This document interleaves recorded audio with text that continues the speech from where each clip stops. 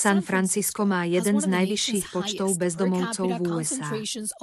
Jedným z hlavných faktorov sú drogy, drahé bývanie a COVID.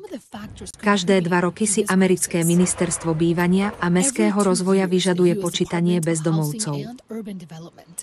Počet ľudí bez domova vzrástol vo februári 2022. Mesto napočítalo 7754 bezdomovcov. Ahoj, som Luza Pena z ABC7. Rád ťa poznávam, ako sa voláš. Johnny Crawford. Ako dlho si vonku? Od roku 2018.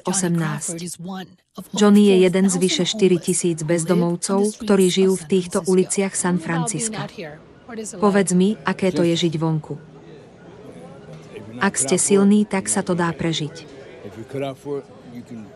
V San Francisku je každú noc viac ako 1000 automobilov plných bezdomovcov a často sú to rodiny s deťmi. Vyše 100 týchto automobilov parkuje pri jazere Merced. Tu spím so svojimi psami a 2 deťmi. Nelly si prenajíma tento obytný automobil od minulého roku, no predtým si prenajímali izbu v areáli misie, ale počas pandémie sa skrátil pracovný čas, takže nemala peniaze na nájom a musela sa vysťahovať.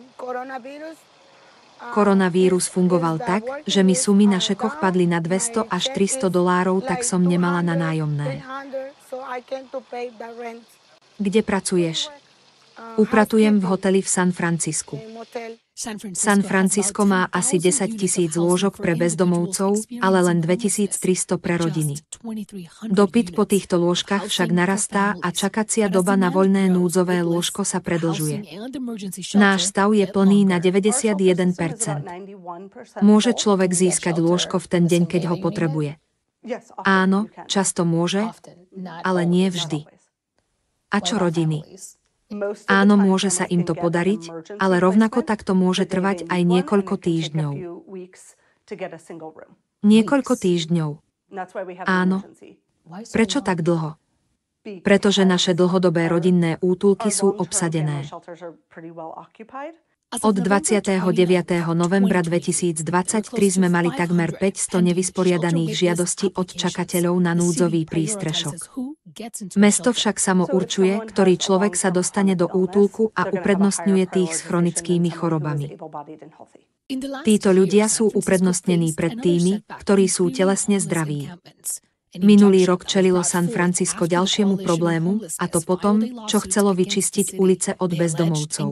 Koalícia bezdomovcov však podala na mesto žalobu, v ktorej tvrdí, že mesto takto porušuje práva ľudí bez domova.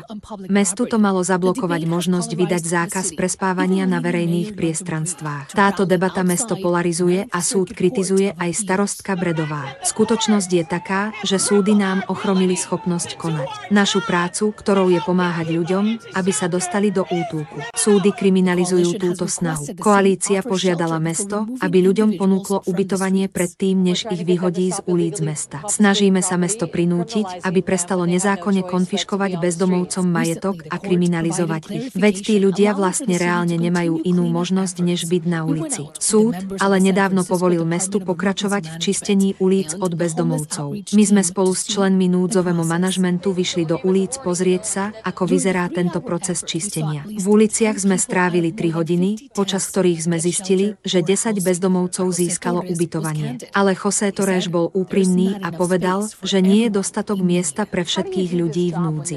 Ako robíte túto prácu, ak nemáte dostatočnú kapacitu pre všetkých? Je ťažké vyberať medzi ľuďmi, kto dostane ubytovanie a kto nie. Pre San Franciscké spravodajstvo ABC7 Luisa Pejnel. Prepis úprava do slovenského znenia a editácia René Pudlejner rovnéplaty.com. Prečo tak dlho? Pretože naše dlhodobé rodinné útulky sú obsadené.